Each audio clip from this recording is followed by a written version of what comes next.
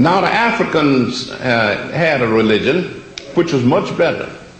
In ancient Egypt, if you will see a copy of my new book called Christianity Before Christ, and there's a long section in there on the mysteries of Egypt. Those are the religious rites of the ancient Egyptians. And you will find out that these people, in other words, there are two types of religion in the world. Supernatural religions or theistic religions, and then you have natural religions or atheistic religions. A lot of people have an idea that if a man is an atheist, that is, if he doesn't believe in a personal God, he's an irreligious person. That's not true.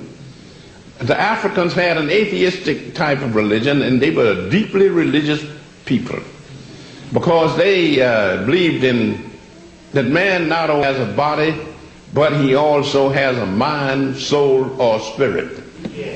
And they took the position, for instance, if you went to a temple in ancient Egypt and told the priest that you wanted Horus, the Egyptian Christ, to save your soul, he would tell you not to waste his time.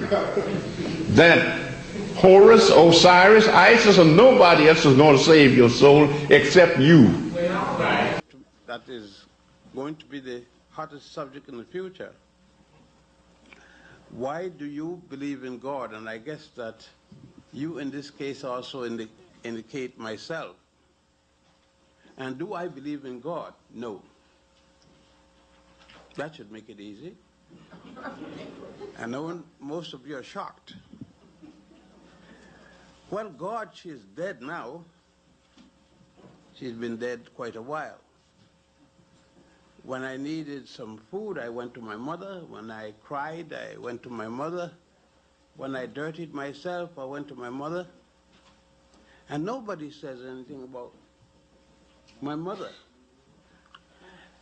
When a man gets involved with a woman and a child is born, you've said to the man, you are the father. But when you got an argument with him, you tell him, God is the father of the child. Now, you've been double-crossing.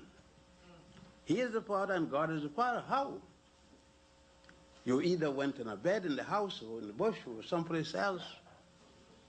But now you find that God is the father. Now, who is the father? Is it God or is it the man that you went to bed with? I mean, on the there's no mystery.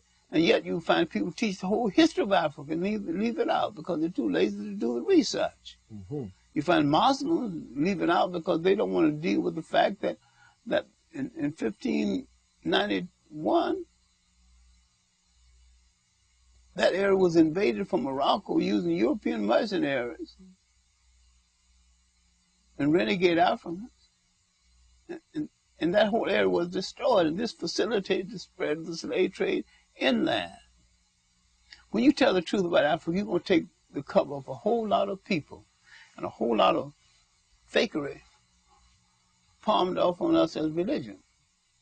That include Hebrewism, Islam, and Christianity. Everything was brought into Africa from the outside. Did Africa more harm than good.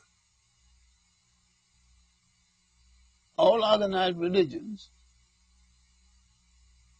were male chauvinist murder cults. And yet you had spirituality in Africa before that did not murder people, did not justify taking people's country based on the fact that my God said it's all right.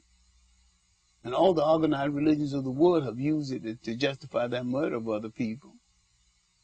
I think had man gotten common sense instead of religion, the world would have been much better off. But he had to have spirituality because it is spirituality that lifts man higher than the dog.